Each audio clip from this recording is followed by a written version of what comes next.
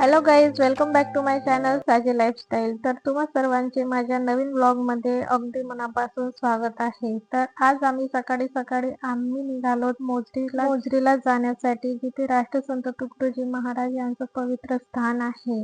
पहाटेचा प्रवास, शांत रस्ते आणि थंड हवा मन आपोआपच फ्रेश वाटतं. म्हणून आम्ही सकाळीच निघालो, कारण सकाळचा प्रवास अगदी फ्रेश वाटतं. आणि फायनली आम्ही आता मोजरीला पोहोचलेले आहोत. किमान आम्हाला 11 वाजले. तिथे पोहोचल्यानंतर पहिल्यांदा आम्ही राष्ट्रसंत तुकडोजी महाराज यांच्या समाधीचे दर्शन घेतले. दर्शन घेऊन अगदी मनाला शांतता आणि समाधान मिळालं. राष्ट्रसंत तुकडोजी महाराज यांची भूमी असल्यामुळे इथे येताच एक वेगळी शांतता आणि सकारात्मक ऊर्जा जाणवते. मंदिर परिसर खूप स्वच्छ आणि सुंदर आहे. मन शांत झालं. थोडा वेळ सर्व परिसर फिरलो आणि फिरून झाल्यानंतर जिथे राष्ट्रसंत तुकडोजी महाराज ध्यान करायचे त्या मंदिराकडे जाण्यासाठी निघालो. तिथे स्कूलची ट्रिप आलेली होती. खूप सारे स्टुडंट सुद्धा दर्शन घेण्यासाठी आलेले होते. त्यांच्या मागे मागे मी पण जात होते. सर्वांचे दर्शन घेत घेत गेली आणि तिथे गेल्यानंतर 5-10 मिनिट बसली, ध्यान केली आणि तिथे पोहोचल्यानंतर काही फोटो क्लिक केले. मला संपूर्ण व्हिडिओमध्ये दाखवता नाही आलं, कारण आम्ही तिथे ध्यान करण्यासाठी बसलेले होतो.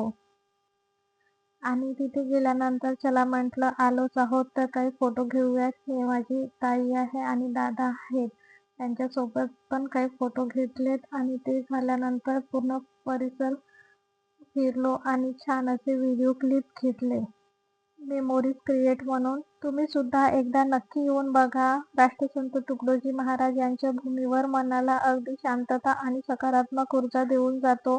आणि आजचा हा आमचा दिवस खूप शांत आणि समाधानाने गेलं.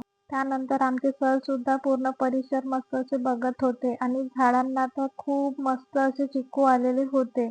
तर आम्ही ते चिक्कूच बघत होतो. किती मस्त असे चिक्कू होते झाडांना, तेच बघत बसलो. आणि ते झाल्यानंतर मग काही संपूर्ण परिसर अगदी खूप सुंदर आणि स्वच्छ आहे. तिथे गेल्यानंतर मनाला खूप शांतता आणि समाधान मिळतो. तुम्ही पण एकदा नक्की येऊन भेट द्या.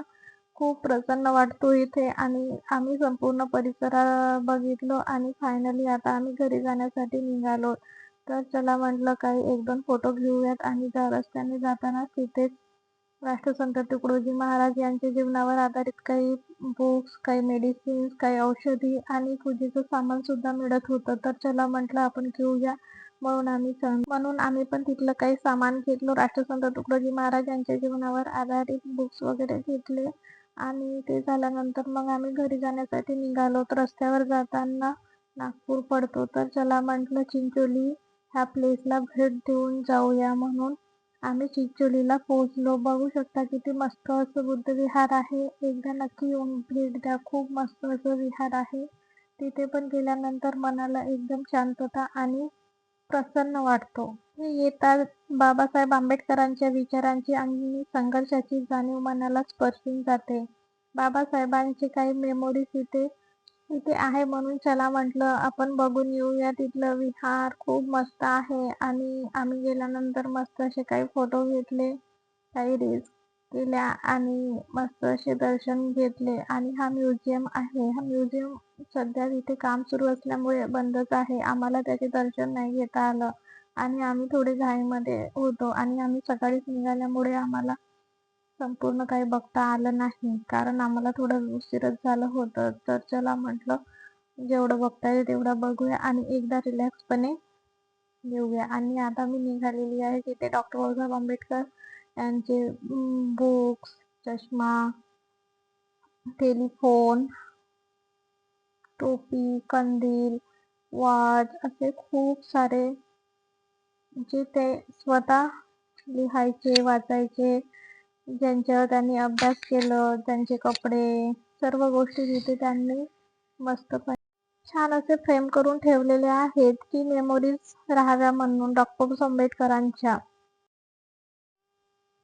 हे सगळं पाहताना शब्दच कमी पडतात. इतिहास जिवंत असल्यासारखं वाटतं. आणि इथला विहार खरंच खूप सुंदर, स्वच्छ आणि शांत आहे. मनाला अपार समाधान देणारा आहे.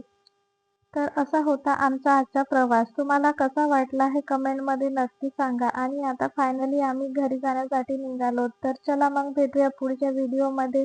व्हिडिओ आवडल्यास लाईक, शेअर आणि सबस्क्राईब करायला विसरू नका. चला तर मग बाय.